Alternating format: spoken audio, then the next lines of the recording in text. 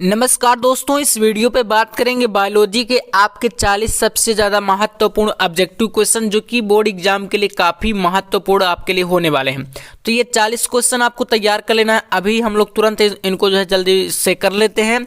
और यहाँ पर ये सारे के सारे क्वेश्चन आपके लिए एकदम मतलब रिपीटेड क्वेश्चन है। तो चलिए शुरू करते हैं। यहाँ पर सबसे पहला क्वेश्चन देख सकते हैं, आपके सामने यहाँ पर दिया गया है।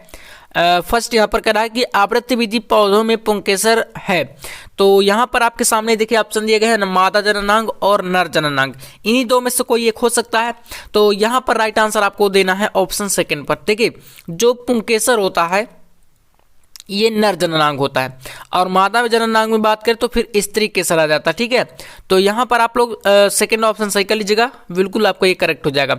इसके बाद देखिए नेक्स्ट क्वेश्चन, यहाँ पर सारे के सारे क्वेश्चन रिपीटेड है और हम लोग यहाँ पर कर रहे हैं एकदम रिवीजन सीरीज। ठीक है, तो देखिए कहा गया कि जौ के 100 दाने बनाने के लिए कितने अर्धसूत्री विभाजन की आवश्यकता होती है। ठीक है, तो यहाँ पर दिया गया ऑप्शन 50, 125, 25 और फिर 75। तो राइट आंसर सेकंड ऑप्शन यहाँ पर आपका सही हो जाएगा, यानी कि 125। ठीक है, तो इसमें आप लोग सही कर दीजिएगा। इसके बाद देखिए बहुरूणता खोजी गई थी, ये किसके द्वारा? तो ल्यूवेनहॉक द्वारा। याद कर लीजिएगा, ऑप्शन नंबर फर्स्ट यहाँ पर आपका करेक्ट है। ठीक है ना, आप लोग कमेंट में जरूर बताइएगा 40 में से आप कितने क्वेश्चन बिल्कुल सही कर पाते हैं। तो फर्स्ट ऑप्शन यहाँ पर आपका सही है। बहुरूणता की खोज किसने की थी? तो ल्यूवेनहॉक ने।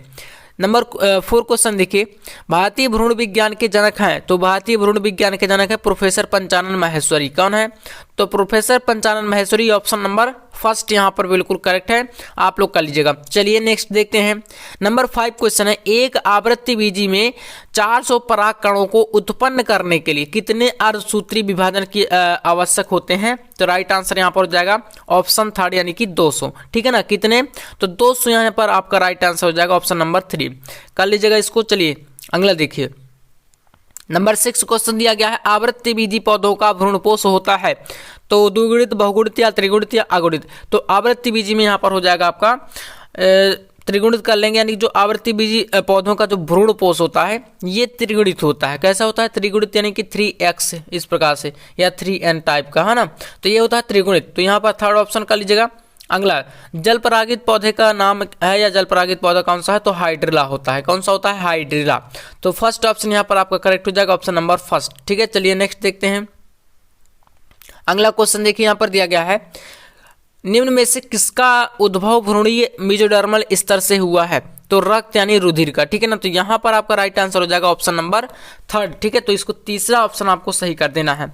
चलिए इसके बाद देखते हैं नेक्स्ट क्वेश्चन। यहाँ पर आपके सामने देखिए दिया गया क्वेश्चन नंबर 9, और इसमें बताया गया है कि नर में द्वितीयक लैंगिक लक्षणों के लिए अनिवार्य हार्मोन्स क्या होता है? तो कौन सा हार्मोन्स होता है? तो यहाँ पर नर में अगर बात करें तो टेस्टोस्टेरॉन होता है। ठीक है ना, टेस्टोस्टेरॉन। तो यहाँ पर सेकंड ऑप्शन आपको बिल्कुल सही कर देना। ठीक है, दूसरा नंबर विकल्प आपका सही है यहाँ पर। नंबर 10 क्वेश्चन है, स्त्री में अंतरोपण के समय भ्रूण किस अवस्था में रहता है या किस अवस्था में होता है?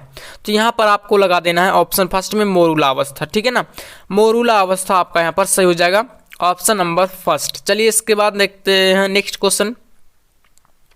नेक्स्ट क्वेश्चन कह रहा है, एक शुक्राणु में माइटोकॉन्ड्रिया पाई जाती है। देखिए माइटोकॉन्ड्रिया जो होता है ये कौन सा पार्ट होता है शुक्राणु में, ये क्वेश्चन आपसे पूछ रहा है। तो यहाँ पर राइट आंसर आपको देना है जो कि मध्य भाग है। ठीक है ना, मध्य भाग में पाया जाता है, याद रखिएगा। तो ये आपका हो जाएगा ऑप्शन नंबर थर्ड यहाँ पर। चलिए नेक्स्ट देखते हैं। नेक्स्ट क्वेश्चन कह रहा है, एड्स रोग का कारक होता है। तो यह एड्स रोग विषाणु यानी कि वायरस के कारण होता है, जो कि HIV वायरस होता है। ठीक है ना, HIV। तो ये वायरस होता है एक प्रकार का, यानी विषाणु है। तो इस प्रकार से इसका वाहक हो जाएगा या कारक हो जाएगा आपका विषाणु, यानी ऑप्शन नंबर 4। तो चौथा विकल्प आपका यहाँ पर सही। चलिए नेक्स्ट देखते हैं। नेक्स्ट क्वेश्चन है, कह रहा है कि क्या पुरुषों से संबंधित है? तो यहाँ पर वैसेक्टोमी। ठीक है ना, वैसेक्टोमी यहाँ पर पुरुषों से संबंधित है, और ट्यूबेक्टोमी जो है यहाँ पर ये महिलाओं से संबंधित है। याद रखिएगा, महिलाओं से संबंधित है यहाँ पर क्या? ट्यूबेक्टोमी का मतलब क्वेश्चन अगर उल्टा पूछे तो फिर आप लोग यहाँ पर महिलाओं में क्या लगाएंगे? ट्यूबेक्टोमी, और पुरुषों में बात करेगा तो फिर ये है आपका वैसेक्टोमी। ठीक है ना, तो पहला ऑप्शन यहाँ पर आपका सही है। नेक्स्ट क्वेश्चन चलिए।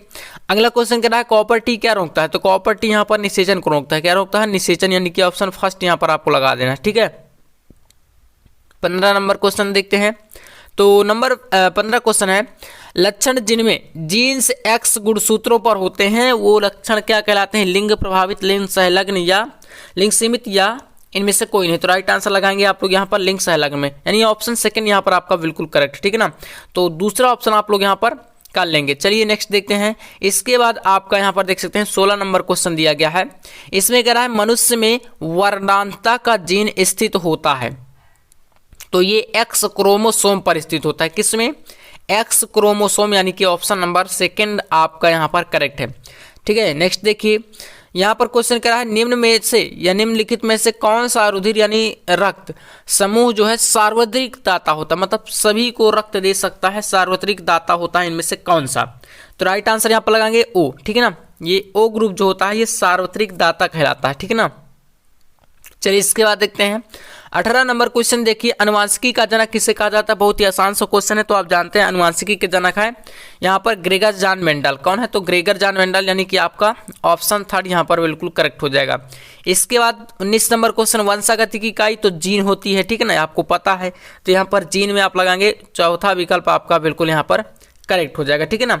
चलिए इसके बाद देखते हैं नेक्स्ट क्वेश्चन यहाँ पर आपके सामने दिया गया है, और इसमें कहा गया है कि मेंडल के द्विसंकर संकरण का फिनोटाइप अनुपात होता है।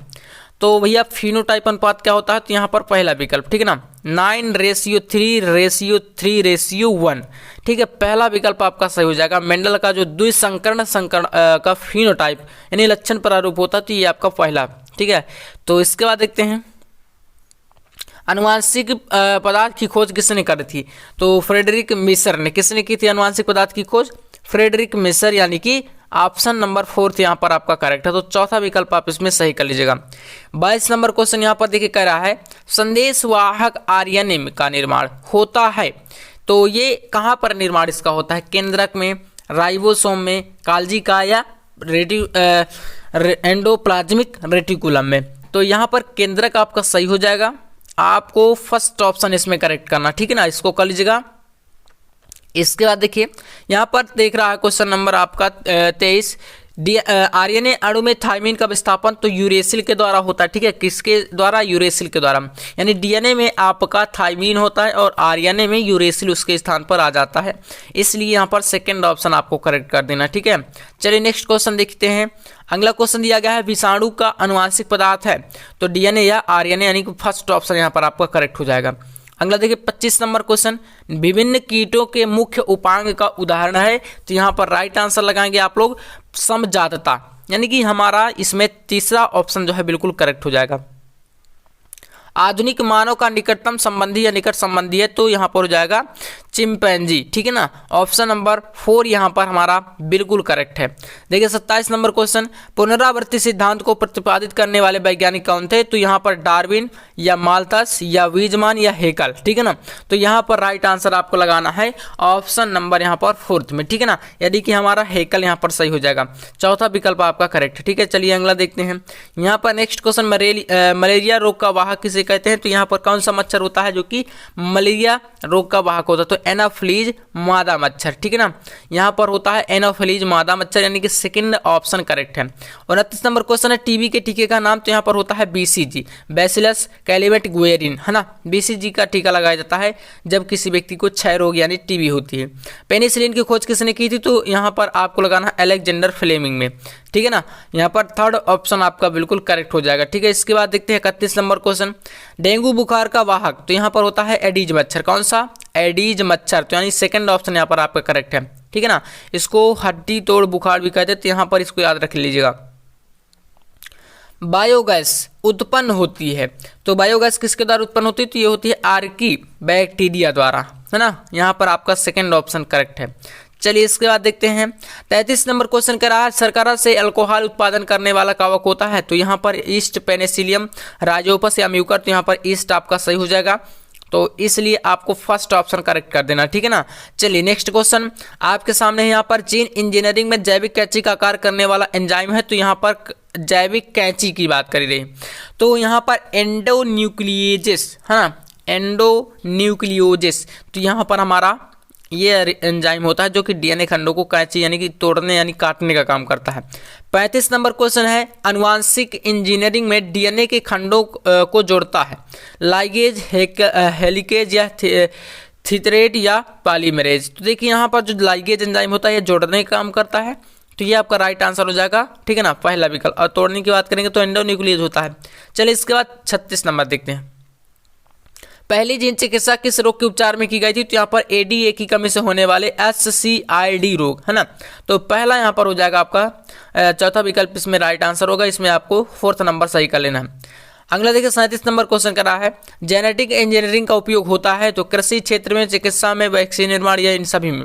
तो जेनेटिक इंजीनियरिंग का उपयोग होता है इन सभी में, यानी कृषि में भी, चिकित्सा में भी, वैक्सीन के निर्माण में भी, अर्थात हमारा यहाँ पर हो जाएगा चौथा ऑप्शन बिल्कुल करेक्ट, ठीक है। चलिए इसके बाद देखते हैं 38 नंबर क्वेश्चन दिया गया है। यहाँ पर क्वेश्चन कर रहा है कि वृद्धि वक्र में सर्वाधिक वृद्धि पाई जाती है स्थिर अवस्था में, लैग अवस्था में, चरघातांकीय अवस्था या इन सभी में। तो राइट आंसर यहाँ पर आपको लगाना है चरघातांकीय अवस्था, यानी कि ऑप्शन नंबर 3 यहाँ पर आपका करेक्ट हो जाएगा। 39 नंबर क्वेश्चन कह रहा है यहाँ पर पारिस्थितिक तंत्र की से संबंधित वैज्ञानिक हैं, भारतीय वैज्ञानिक कौन से हैं? पारिस्थितिक तंत्र से संबंधित।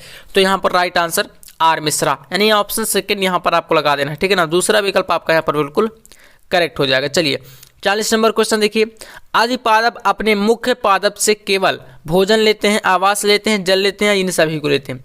तो राइट आंसर यहाँ पर लगाना है आपको केवल और केवल आप आवास लेते हैं। क्या लेते हैं? आवास, ठीक है ना। जो आदि पादप होते हैं मुख्य पादप से जो कि आवास ही लेते हैं, जो यहाँ पर दूसरा ऑप्शन करते हैं। तो इस प्रकार से 40 क्वेश्चन आपको मैंने करा दिए। जल्दी एक वीडियो आपका टिप्पणी पर आना है तो चैनल को सब्सक्राइब कर लीजिएगा और कमेंट में जरूर बताइएगा 40 क्वेश्चन में से आप कितने यहाँ पर बिल्कुल सही कर पाए हैं, ठीक है ना। तो चलिए मिलते हैं नेक्स्ट वीडियो में नेक्स्ट टॉपिक के साथ, तब तक के लिए जय हिंद, वंदे मातरम।